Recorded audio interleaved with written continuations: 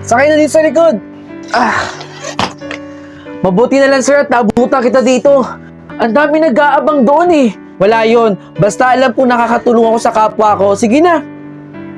At saka bali-balita kasi doon sa pinanggalingan ko tumaob daw yung barko. Talaga ba? Ang dami nga doon na disgrasya eh. Marami ring namatay. Kawawa naman pala yung mga pamilyang iniwan ng mga yun.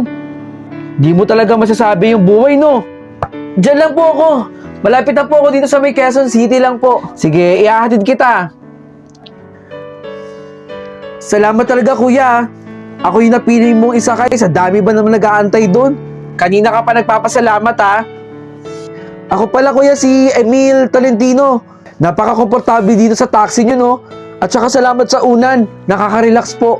Siyempre, kailangan komportable yung mga pasahero ko. Kaya laging malinis tong taxi ko. Tsaka hindi ako katulad ng mga driver dyan na mandurugas, no? Grabe pala talaga yung nangyaring aksidente dun sa barko, no? Yung tumaob daw na barko. Marami daw pasahero dun, ha? Oo, kuya. Tama yung narinig mong balita. Dami nga nag-iiyakan dun, eh. Kaya, kuya, tama din yung sinasabi nung palabas dito nung December. Walang rewind sa totoong buhay. Pili mo dapat maging masaya. Kaya ikaw, kuya, lagi kang mag-iingat sa biyahe mo, ha? Prone ka pa naman sa mga masasamang tao. Tsaka sa aksidente. Hoy, ikaw din, ha? Mag-iingat ka. Oo, kuya. Mag-iingat din ako, syempre. Provider ako ng pamilya namin, eh. At may uuwian pa ako. Kuya, ihilang ako dito, ha, sa may gasoline station. O, sige.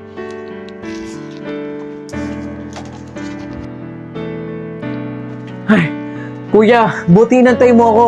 Kala ko iniwan mo na ako, eh. Bakit naman kita iiwanan?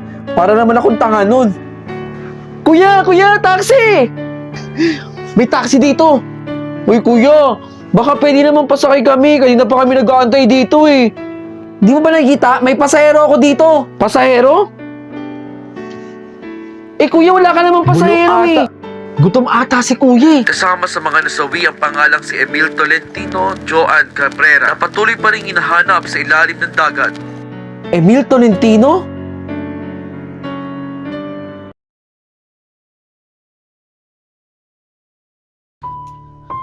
Bunso! Bunso! Bakit, kuya? Ayun! Yung cellphone na matagal ko nang pinag-iipunan. Ano yan, boy? Ale, magkano na lang po ba yan? Yung cellphone na yan. 1,000 na lang. Second hand na yan, eh. Pero magagamit pa naman. Ale, babalik po ako dito. Pinag-iipunan ko lang po. O, sige. Basta hanggat hindi yan nabibili, nandyan lang yan. Antayin ko kayo dito, ha. Tara, bunso. Ay, kuya, bilhin niyo na po. 3 na lang po natitirang mangga. Kunin ko na yan. Kanina pa ako naghanap ng mangga eh. Sige po. Ito po. Maraming salamat po, ha. Maraming salamat din. Tara na, bunso. Konti na lang, bunso. Malapit na nating mabili yung cellphone. Ano, boy? Bibili mo na ba? Ale, konting-konti na lang po. Mabibili na rin po namin yung gusto namin. O, sige. Pag-ipunan mo pa. Nako, maraming salamat po sa pagbili. Salamat po. So, wakas, kumpleto na. Bakit ka umiiyak, bunso? Yung sapatos ko po, tinapon po nila sa ilog. Kaya wala po akong suot na sapatos ngayon. 999 itong sapatos na to. Bunso, para sa'yo. Salamat dito, kuya. Promise po, hindi ko na po hahayaan na mawala yung sapatos ko. Ito yung sukli mong piso. Huwag ka mag-alala. Mabibili ko rin naman yan eh. Para sa'yo muna. Alam kong kailangan mo yan. Teka lang.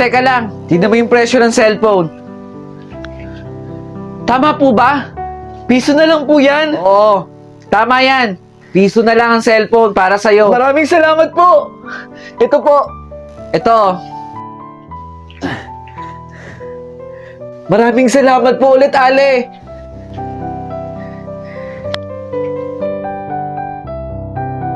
Oh, Na-enjoy mo ba yung content ko?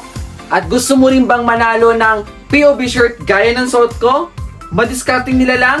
Nako, wag mong kalimutang i-follow yung Facebook page na nandito sa screen at mag-comment ka sa nakapin post. Sagutin mo lang ang tanong na, bakit dapat ka mabigyan ng POV clothing ko? 3 designs meron tayo. Malay mo, isa ka na sa mabigyan ng POV shirt ko. Ano pang inaantay mo? Mag-comment ka na dun. Bilis!